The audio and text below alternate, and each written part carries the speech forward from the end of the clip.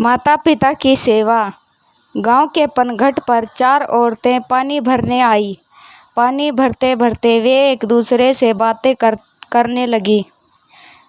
चारों के एक एक पुत्र थे। बातों बातों में उन्होंने अपने पुत्रों के गुणों का बयान करना प्रारंभ कर दिया। पहली औरत बोली, मेरा पुत्र बहुत सुरीली बांसुरी बजाता है। जो भी उसकी बांसुरी सुनता है मंत्रमुग्ध हो जाता है। मैं ऐसा गुणवान पुत्र पाकर बहुत प्रसन्न हूँ। दूसरी औरत बोली, मेरा पुत्र बहुत बड़ा पहलवान है। इस गांव में ही नहीं बल्कि दूर दूर के गांव में उसकी बहादुरी का डंका बजता है। ऐसा गुणवान पुत्र भगवान सबको दे। तीसरी औरत कहाँ पीछे रहती, वह बोली, मेरा पुत्र कुशारंग बुद्धि है। उससे अधिक बुद्धिमान इस पूरे गांव में नहीं। लोग अपनी समस्याओं लेकर उनके पास आते हैं। मैं ऐसा पुत्र पाकर धन्य हो गई। चौथी औरत ने सबकी बातें सुनी लेकिन कहा कुछ भी नहीं।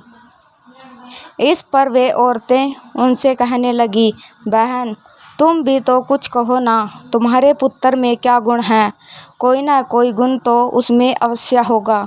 वह औरत बोली, क्या कहूँ बहनों, मेरे पुत्र में तुम्हारे पुत्रों की तरह कोई गुण नहीं है।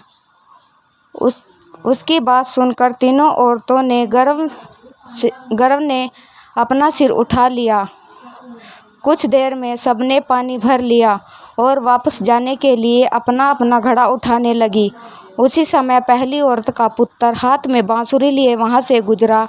उसने देखा कि उसकी माँ पानी से भरा घड़ा नहीं उठा पा रही है, किंतु वह यह अनदेखा कर बांसुरी बजाते हुए वहां से चला गया। दूसरी औरत का पहलवान पुत्र कुछ ही दूरी पर मुद्दर घुमा रहा था। उसकी माँ कुएं से घड़ा उठाकर जैसे ही उतरी, उसका पैर फिसल गया, किंतु प्रकार वह संभल गई। किंतु पहलवान पुत्र अपनी माँ को नजर उठाकर देखने के बाद भी उसके पास नहीं आया और अपनी कसरत में लगा रहा। तीसरी औरत का पुत्र भी वहां से किताब पढ़ते हुए निकला।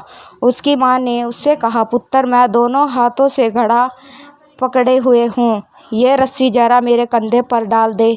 लेकिन वह अपनी माँ की बात अनसुनी कर वहां से चला गया। तभी चौथी औरत का पुत्र वहां आया। अपनी माँ के सिर पर घड़ा देख वह उसके पास गया और उसके सिर से घड़ा उतारकर अपने सिर पर रखकर चलने लगा।